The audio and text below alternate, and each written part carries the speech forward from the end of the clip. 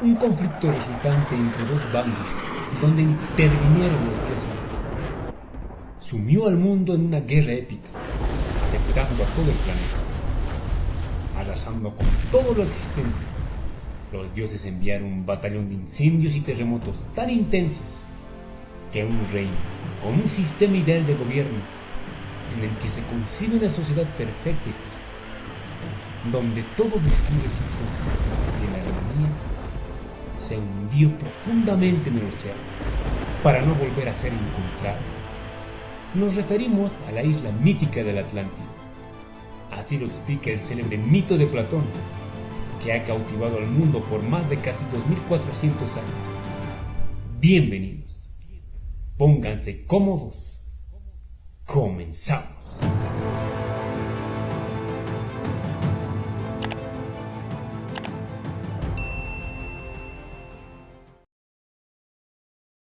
¿Por qué no sabemos mucho de la Atlántida?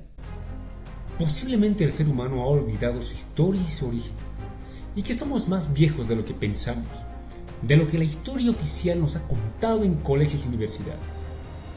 Hemos perdido el conocimiento de la Atlántida, porque el 99% de los arqueólogos incrédulos niega la existencia de la Atlántida, solo por el hecho de que las ruinas no se han encontrado.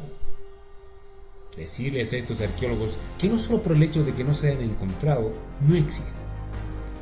Así también recordarles a estos arqueólogos que lo mismo se decía de Troya, hasta que el gran alemán Heinrich Schliemann, en 1870 y 1875, descubrió en Turquía las ruinas de la mítica ciudad de Troya. Algunos datos sobre este estupendo arqueólogo, que los arqueólogos de entonces pusieron mucha resistencia sobre el descubrimiento de Troya, hasta que sus descubrimientos fueron corroborados con los originales de la Ilíada de Homero.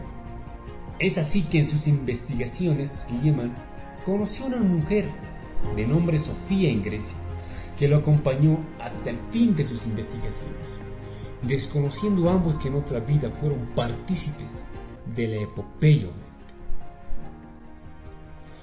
Son por estas razones que no sabemos mucho de la Atlántida, ni del origen del ser humano, pues ninguna escuela científica, sea cual sea, tiene idea de lo que realmente sucedió en nuestro pasado. Imagínense ustedes si la ciencia se enterase que el predecesor del hombre no fue el mono, y además no comenzó en nuestro planeta, sino en otro universo. Me llamarían loco. Posiblemente estoy loco, pero también es cierto lo que les digo. Y como último dato, el ingeniero austríaco Hans Horbiger menciona que la Tierra poseyó 4 lunas, de las cuales 3 se precipitaron por razones de la mecánica celeste, dando lugar a lo que la paleontología denomina era primaria, era secundaria y era terciaria, siendo nuestra única luna la que rige la era cuaternaria. Teoría esta que propone Horbiger. ¿Qué les pareció? Sin duda, datos que dan mucho que pensar, ¿verdad? La ciudad de Atlántida, según William Scott. La historia de la Atlántida comienza con Platón y su diálogo en Critias. El libro de William Scott explica el movimiento de la raza humana en todo el mundo, con los pueblos de la Atlántida que, tras el terrible cataclismo, se reubican e inician civilizaciones en todo el mundo. Scott Elliot entró en contacto con el teósofo Charles Webster Leadbeater, quien decía haber recibido conocimientos sobre la antigua Atlántida y Lemuria de los maestros teosóficos por clarividencia astral. Leadbeater transmitió sus hallazgos clarividentes a Scott Elliot, quien realizó una investigación académica para respaldarlos. Este libro contiene el testimonio de los sondeos marinos, distribución de flora y fauna, lenguaje y etnología, creencias religiosas y arquitectónicas, el testimonio de los autores antiguos, formación y localización de la Atlántida y su raza, origen y localización territorial de las distintas subrazas, instituciones políticas atlantes, migraciones por el resto del mundo, artes, ciencias y educación, la avanzada tecnología del Atlante y de las puertas de oro, vida cotidiana, costumbres, comercio y alimentación, ideas y rituales religiosos. Esta sociedad atlante alcanzó un grado tecnológico muy por encima de lo que la ciencia oficial admite para esos tiempos, y que desapareció por un enorme cataclismo. Esto debería hacernos pensar y cuestionar nuestra historia. Es así que en el año 3600 a.C., en el diálogo de Platón, Timeo y Critias, que fueron los más influyentes de las ciencias posteriores, habla sobre la civilización de la Atlántida. Resumiendo un poco el libro, el diálogo de Timeo, en el cual el objetivo principal es el origen de la especie humana y de la naturaleza y el mundo en general. En este diálogo ya se empieza a mencionar a la Atlántida, cuando Critias menciona que Atenas tuvo un gobierno perfecto antes de la catástrofe del temblor de la tierra, cuyo resultado fue la desaparición de la Atlántida, sumiéndose en las aguas. Otro elemento importante del diálogo en Timeo es que se menciona que los dioses crearon al hombre y formaron las bases de su alimentación. Así también nuevos seres y nuevas formas análogas a la especie humana. Algo que me hace pensar que no somos evolución y que nunca encontraremos esa transición de mono a hombre, de la que tanto se enseña en las escuelas y universidades, y que posiblemente seamos una creación manipulada. Así también se menciona que la Atlántida está ubicada más allá de las columnas de Hércules, y que la Atlántida era más grande que Libia y Asia Menor juntas. En sus diálogos hace referencia de esta a través de Critias, discípulo de Sócrates. Critias escuchó la historia de su abuelo, que a su vez lo había escuchado del político ateniense Solón, y a este último se lo transmitieron los sacerdotes egipcios de la ciudad de Sais, situada en el delta del Nilo. Esta civilización, 9000 años antes, tuvo un poderío inmenso que dominó el oeste de Europa y el norte de África, hasta ser detenida por la ciudad de Atenas, y en ese momento una catástrofe hizo desaparecer a los ejércitos rivales y la Atlántida en un solo día. Y fue en Egipto que se preservó el recuerdo. También Solón decía que había interrogado sobre las antigüedades a los sacerdotes más versados en esta ciencia, y que había visto que ni él ni nadie entre los griegos sabía ni una sola palabra de esas cosas. Vosotros los griegos seréis siempre niños. En Grecia no hay ancianos. ¿Qué quieres decir con eso?, replicó Solón. Sois niños en cuanto al alma, respondió el sacerdote, porque no poseéis tradiciones remotas ni conocimientos venerables por su antigüedad. Por otra parte, Matías de Estéfano menciona que existió una federación galáctica luchando por el control de la Tierra. Matías fue un niño índigo que recuerda su vida pasada en la colonia atlante de Kem, la actual Egipto. Según él, la Atlántida fue construida en el año 1600 a.C. por los Aesir, una raza de gigantes extraterrestres conocidos como los Anunnaki. Los Aesir llegaron a la Tierra buscando un lugar donde vivir y extraer metales preciosos. Se establecieron en el Medio Oriente, donde hicieron experimentos genéticos con la gente de la Tierra. De estos experimentos surgieron los atlantes, pero con el tiempo los Aesir se dividieron en dos grupos, uno que esclavizaba a los humanos y el otro que los guiaba y enseñaba. Es así que la parte benevolente de los Aesir y los arturianos llevaron a algunos de sus descendientes para protegerlos y permitirles desarrollarse de manera independiente, sin la interferencia de civilizaciones avanzadas, o extraterrestres. Es así que de ellos eligieron 12 niños para almacenar información de cada constelación. Las islas colonizadas fueron Cafo, Cabo Verde, Islas Canarias y Eunuch Azores. La ciudad principal del centro se llamaba Kepis y, al igual que la descripción de Platón, tenía una forma circular. Debido a la presencia del ADN arcturiano, los atlantes tenían sangre azul. Mantenían su linaje puro para preservar su conocimiento de los seres estelares. Los lemurianos preatlantes buscaban alcanzar un nivel superior de conciencia, mirando hacia su interior. Los atlantes estaban orientados hacia el mundo material. Sabían cómo usar el sonido y la vibración para todo lo que les rodeaba. Es decir, construyeron dispositivos para construir información y energía por todo el planeta. A través de ellos podían sanar y regenerar sus cuerpos y conectarse con otras dimensiones.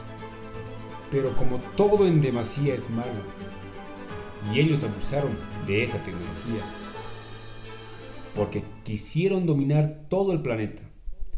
Y es así que usaron armas nucleares, causando un cataclismo y cambio de polos. Y este fue la pérdida de nuestras habilidades energéticas. Y entramos en un periodo de oscuridad. ¿Por qué ningún texto menciona a la Atlántida? Como mencionamos en un principio, varios investigadores, entre ellos el 99% de los arqueólogos, niega la existencia de la Atlántida porque no se han encontrado sus restos. No hay pruebas objetivas, dicen ellos. Pero algunos piensan que está en la Amazonía boliviana, otros en Cuba. Pero lo que no tiene sentido es que un pueblo marítimo se animara a atacar a Atenas desde Bolivia o Cuba. No sería nada estratégico, por su distancia. Son este tipo de pruebas o evidencias en las que se basan los investigadores, para no mencionar a la Atlántida.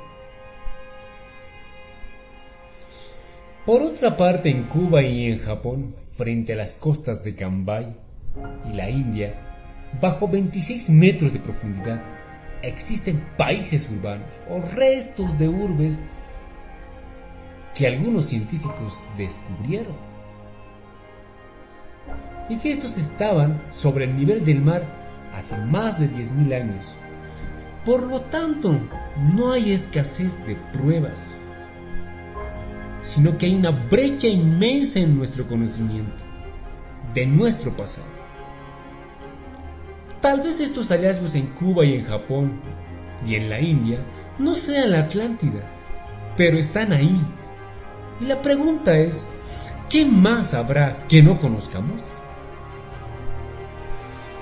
Así también los continentes no eran tal como los conocemos ahora, porque en el Sahara se descubrió restos de animales marítimos que son indicios y pruebas de un pasado desconocido.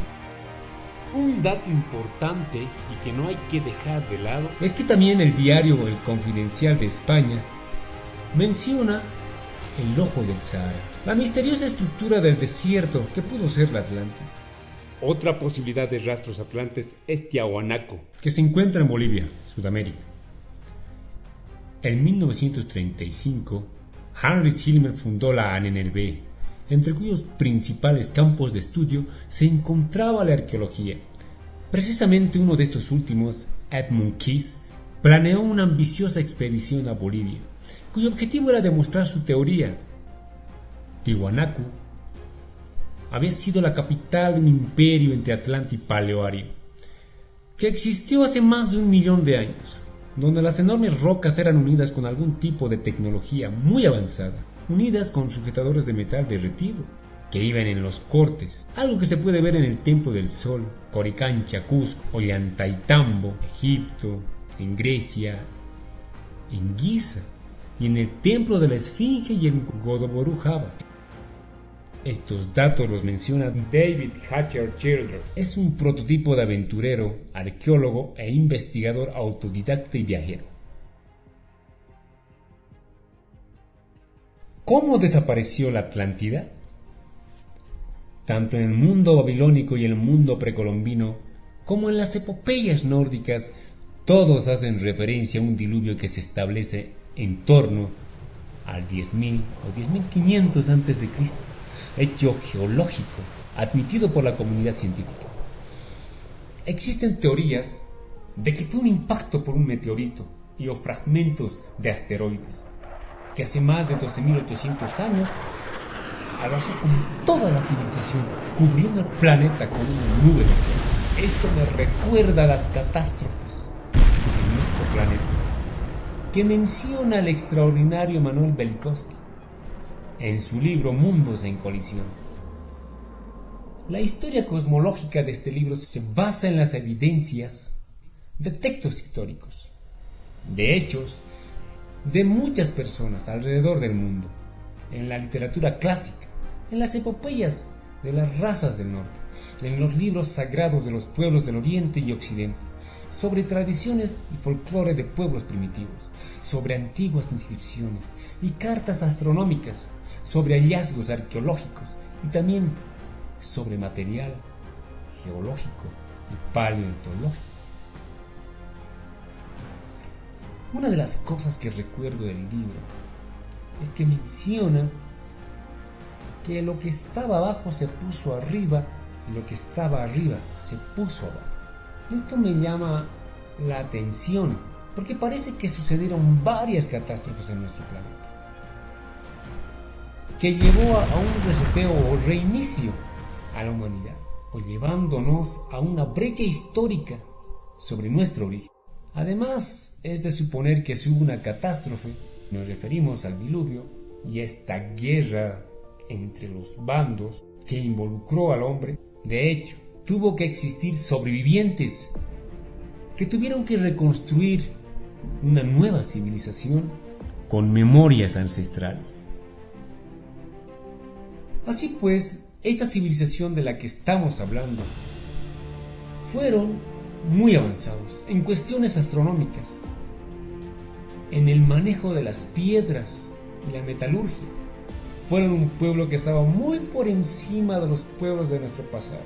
Otro dato importante es que todos los pueblos hacen referencia a seres venidos de las estrellas.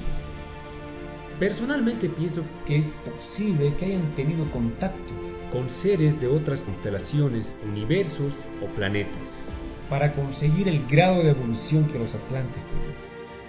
Si retrocedemos 5.000 o 6.000 años atrás, nos encontramos con vestigios a escalas de poderosos dioses o deidades, porque simplemente al observar esos vestigios, como Pumapunku, Tiahuanaco y las pirámides de Egipto y Moria. Así también, en las tradiciones indias se menciona a los vimanas o carros celestiales que tenían un poder inmenso, que podían destruir cualquier cosa en un abrir y cerrar de ojos. ¿A qué se referían? Tal vez en nuestra comprensión actual, estos vimanas tenían un arma poderosa, tenían armas nucleares. Entonces, ¿qué es lo que eran? ¿Extraterrestres venidos de otro sistema solar? ¿O de otros planetas? Posiblemente eran humanos muy avanzados. Un dato interesante es que la NASA menciona que en nuestro universo alberga 100.000 millones de galaxias. Recordarte que una galaxia es un conjunto de estrellas, nubes de gas, planetas, polvo cósmico, materia oscura y energía, unidas gravitatoriamente en una estructura más o menos definida. Con esto, aún piensas en este siglo que el planeta Tierra sería el único que alberga vida.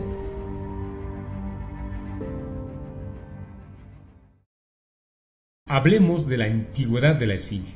La egiptología asevera que es el retrato del rey Kefren, que vivió en el año 2500 a.C. Por tanto, la esfinge tiene una antigüedad de 5500 años a saber. Una esfinge que estuvo cubierta por arena y que cuando Napoleón llegó a Egipto solo pudo ver la cabeza de la esfinge. ¿Qué sucedió? Pero gracias al geólogo Robert Melton Shaw, que estudia la erosión del cuerpo de la esfinge y llega a la conclusión de que esa erosión se da por el desgaste del agua, y la erosión de los bloques es mucha más antigua que la erosión de las pirámides, e incluso los bloques son aún más grandes, de 50 toneladas, y otras pasan de las 250 toneladas. Si esto es realmente así, la esfinge tiene un mínimo de 8000 años o 12000 desde ahora a saber. Lo que nos lleva a pensar que la catástrofe del diluvio es real, y lo que consideramos que es egipcio tal vez no sea así, porque pudo ser reutilizada por los egipcios, porque ya estaban allí. Y si es así, ¿quién la hizo? Estas preguntas nos llevarán a posibles respuestas. Te invito a investigar. Por último, menciona que la pirámide de Keops, que es la mayor construcción de la humanidad, pero que fue supuestamente realizado por el hombre, pero en términos de técnica y ingeniería no ha sido igualado, y posiblemente esto partió del Atlántico. Porque si miras a Keops per se, lo que ves ahí es matemática, astronomía y una compleja tecnología. Reflexión. Son muchos los investigadores, como arquitectos, ingenieros robóticos, filósofos, simbolistas, geólogos, que han estudiado vestigios en todo el mundo. Nadie puede explicarlos. El mito de la Atlántida de Platón encierra claves para conocer nuestro pasado, de una superhumanidad, y que descendemos de esa superhumanidad. Posiblemente pienses que todo lo anteriormente dicho en este video sobre la Atlántida de Platón en el diálogo de Timeo y Critias, Matías de Stefano y así también William Scott Elliot no sea real. Pero te pregunto, ¿qué sucedería si la Atlántida es real? Y además, ¿qué pasaría si ubicaríamos sus restos? Respuesta: tendríamos un elemento increíble frente a nosotros, que tal vez las palabras de Platón y William Scott quedarían cortas y pobres de descripción, y la historia como la conocemos caería en saco roto, alterando nuestra percepción y cosmovisión del mundo y nuestra historia. Muchísimas gracias por ver este video, saquen sus propias conclusiones.